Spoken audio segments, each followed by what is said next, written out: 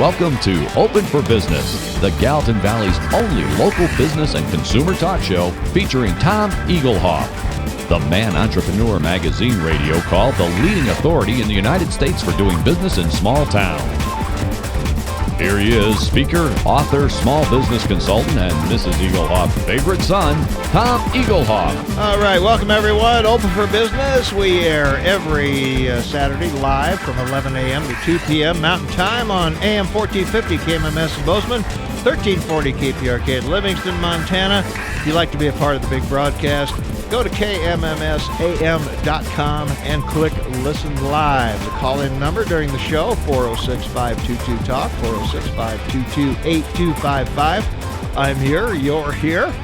Let's get the show on the road. All right, thank you, Dan. Welcome back, everyone. It's 57 degrees outside. It's Saturday, June 22nd, 25 minutes before the top of the hour. Welcome to the podcast portion of Open for Business. Each week, I share some tips and tricks I've learned over the years about advertising, marketing, promotion, and building strong, successful businesses. I do these Open for Business podcasts live every Saturday between 11:30 and noon Mountain Time, right here on AM 1450 KMMS in Bozeman, 1340 KPRK in Livingston, and streaming on the World Wide Web at KMMSAM.com. You can also pick us up using the smartphone app Radio Pup. And if you missed any of my previous podcasts, you'll find them all on my website at KMMSAM.com. That's KMMSAM.com. Well, that'll work. Yeah, you can find me there too, but you'll find my podcast at smalltownmarketing.com. That's smalltownmarketing.com. That's my, of course, is my website. Just too used to saying KMMSAM.com, I guess, huh? All right. Just go about halfway down the homepage on the left, and you'll find a link to the podcast page so you can catch up on any of the podcasts that you might have missed. So today I want to talk about how to advertise and market your business with the help of your employees. Now, according to a recent Gallup survey, 70% of employees are just going through the motions at work. Gallup found that only 30% of workers are engaged or involved in or enthusiastic about and committed to their workplace. There are three types of employees that were covered in this Gallup survey. The first type of employee is actively engaged, which represents about 30 million workers. And these are top-tier loyal employees with a positive work ethic. Second type of employee is not engaged, which accounts for 50 million. These employees are just going through the motions at work. And the third type, labeled actively disengaged, hate going to work. These workers, about 20 million of them, undermine their companies with their attitude. They hate their job, they hate their coworkers, and they have no problem telling anyone that will listen. So employees who are actively disengaged cost the U.S. As much as $550 billion in lost economic activity every year. So out of 100 million workers, 70% are costing their companies more than they produce. So employees can be a big part of the success, of any well-run business. But as we all know, employees don't come cheap. Payroll will probably be your single business, biggest business expense. So let's look at the numbers. Putting $44,000 a year in an employee's take-home pay means that you, the employer, will have to pay that employee a before-tax salary of $59,000. Now, however, that $59,000 salary will actually cost the company $74,000. So let me repeat those numbers in case you think I might have misspoken. It'll cost the company $74,000 to pay an employee a base pay of $59,000 before taxes, so that employee can take home $44,000 free and clear after taxes. The business has to produce $30,000 in additional income in order to justify hiring that person. Now, here's the breakdown. Here's how that works. Let's do the employee first. We start with the employee salary of $59,000, and we have to deduct if there's any health or dental or insurance. There might be disability insurance. There's certainly Medicare. There's state taxes. There's federal taxes, Social Security. All of those things will come out of that $59,000, so the employee eventually takes home $44,000. So why does it cost the employer above and beyond the $59,000 that they're they're paying to the salaried employee. Well, let's look at the cost of the company. Companies agreed to a starting salary of the employee of $59,000, but they also have to add to that their share of the health and dental. They also have to contribute their share of the life or any other insurance. They also have to contribute to federal unemployment insurance, disability insurance, workman's comp, state and local or state unemployment insurance, Medicare, Social Security. So all of those things have to be added on to that $59,000 as their part of the cost. So they're looking at the net cost of the company of $74,000. Now that we know the true expense of having an employee, let's move on to how to build a business with the help of your employees. So when economic conditions are tough, business owners usually make two mistakes. One, they cut back on advertising, and two, they cut back on their workforce. So in this podcast, I want to explore the latter. Keeping and marketing with your existing workforce to build a stronger business during economic times. Now, studies have shown that the average number of people who attend weddings and funerals is 250. And what that means is each of us has a sphere of influence where we touch at least 250 people so significantly that they will celebrate our wedding or show up for our last ride. So each employee in your workplace knows or has some influence on a lot of people, or to put it more simply, influence on a lot of potential customers. So how many customers have your employees sent to your business? Well, the answer is probably either zero or you have no idea. So let's look at the employee time frame. There are 168 hours in a week, 24 hours a day, 7 times 7 days,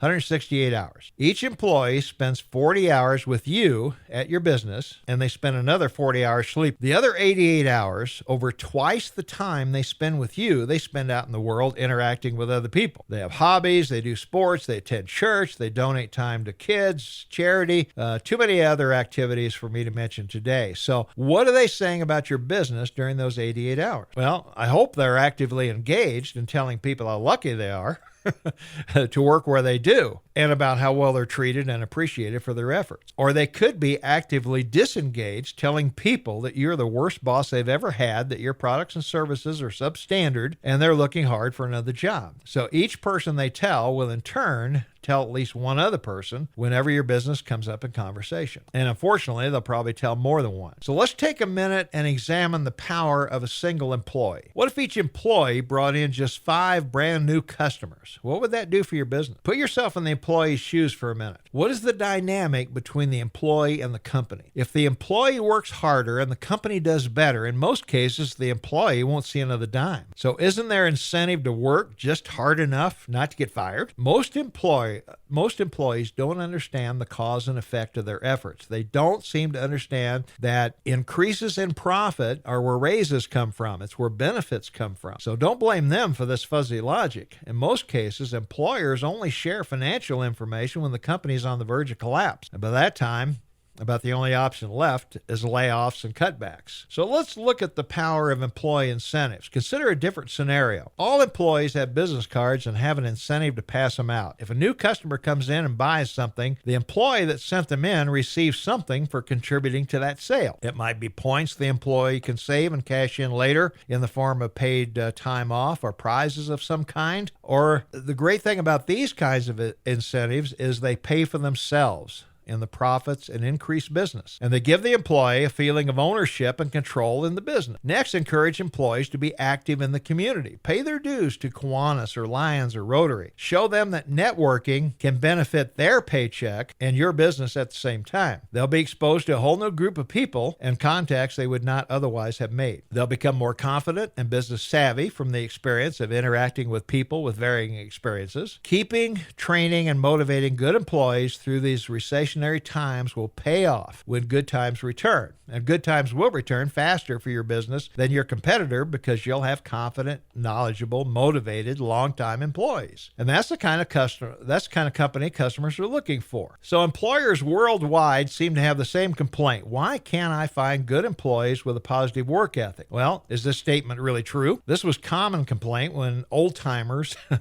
when I was a kid. Now that I'm an old-timer, I find myself sometimes voicing that same opinion. Each generation seems to feel the next had it easier than softer than we did. We also like to admit that we have failed to pass on a positive work ethic and moral values to our children. So how can we change this trend if in fact it does exist? If you're a small business owner, chances are you, your wife, or one or two kids are your only employees. In that case, then how do you motivate yourself? You probably think you started your business to make money. You can make money working for someone else with a lot less effort than running a business. More than likely, you started your business for the self-satisfaction of being your own boss and accomplishing your personal goals, and that's the key, goals. Could Bill Gates take all his marbles and go home and never work again? Of course he could. Why then would he put himself through the pressure of lawsuits and the hassle and everything he doesn't have to? Because he has goals and visions of accomplishing personal and company goals that have nothing to do with how much money will be realized. Do you think Michael Jordan was thinking of his salary when he was winning 6 NBA titles? The definition of success is the progressive daily realization of a worthwhile goal or dream. Notice the absence of "and make a lot of money." Was Mother Teresa successful? As each day goes by, you see yourself getting a little closer to your goal or dream. Some days you fail, but you vow to do better tomorrow. You never lose sight of the goal. So what have you done today to make your business better, and what will you do on Monday? Michael Jordan probably only practiced about 15 to 20 minutes longer than other players, but he did it for years. So how many times do you think he saw himself making the game-winning shot? So the second part of this equation is vision. Vision is the ability to see your business not where it is today, but where you want it to be when you're done. Decisions you make today could have an impact on your business for years to come. You should be basing those decisions on your vision of your business future. So let's talk about how to lead and motivate your employees. So sooner or later, a growing business, you're going to need employees. Leading and motivating yourself is one thing, but leading others is something else. So let's look at the different types and styles of leadership. First, we have a dictatorship. In my opinion, this is the worst possible way to motivate anyone. Striking fear into the hearts and minds of employees never results in positive production. Usually, you'll produce a workforce that's afraid to make suggestions or grow their positions by accepting more responsibility. And you should also expect high employee turnover. Democratic leadership: can you always be fair to everyone? This often fails in government and may also fail in your business. Democracy is mob rule. I'm sure many employees would like your business hours to be noon to 4. Not going to happen. Leadership by example. Better, but don't expect clones of you. Each person brings their own skills, experience, and traits to the job. They'll get the job done, just not always the same way you would. And the best use of this style is to show a positive example, not a negative. There's also silent or low-key leadership. This type of leadership is often mistaken for lack of leadership. You must communicate with your people, help them take ownership for what they're doing in their job. So of the above leadership types, which is best? Well, the answer is all of them. You'll use bits and pieces of each method depending on the employee and the situation. So if you have employees handling dangerous materials, you may need to be a dictator about their respect of safety regulations for their own protection. If you're managing a group or team with many diverse personalities, you may need to be more democratic in your leadership. If you have a strict company policies that everyone from the top down must follow, you'll have to set the example for others by following them to the letter. And there are certain employees that over time will need little or no supervision. So communicate as necessary, but use low-key leadership. Don't rock the boat if it's sailing smoothly. Here's something many employers fail to understand. Do people work for companies or themselves? In my opinion, there isn't a person alive who works primarily to achieve the goals and quotas of any company. He or she works for the benefit of their personal individual monetary goals for themselves and their families. So if the benefits to the company conflict with the benefits of the employee, which do you think will be most important to the employee, the company or the family? Now, here are some ways you can motivate people positively. If you want to motivate a person positively, find out what they're interested in. What is their one overpowered burning desire? It may not be money. Some people just want to be appreciated for their efforts. What about the hour of the clerk in the retail store? More money per hour to go to a job where their efforts are ignored by the boss? What's that worth? Get to know your employees on a personal level. That doesn't mean you socialize or vacation together, but you support them and help them achieve their personal goals, and they will move mountains for you. When I worked as a personnel manager, I posted each employee's personal goals, not company goals, in the break room. Encourage them to measure their efforts and teach them how to improve performance as a way of obtaining their personal goals. Don't have employees compete against each other. Have them improve on their personal best. It's much more powerful to have them compete against themselves. Motivation can be as simple as appreciation. Give it a try. And that's today's podcast. I do these Open for Business podcasts live every Saturday between 11:30 and noon Mountain Time right here on AM 1450 KMMS in Bozeman, 1340 KPRK to Livingston, and streaming worldwide on the web at KMMSAM.com. You can also pick us up using the smartphone app Radio Pup. And if you missed any of my previous podcasts, you'll find them all on my website at smalltownmarketing.com. That's smalltownmarketing.com. Go about halfway down the homepage on the left, and you'll find a link to the podcast page so you can catch up on any of my podcasts that you might have missed.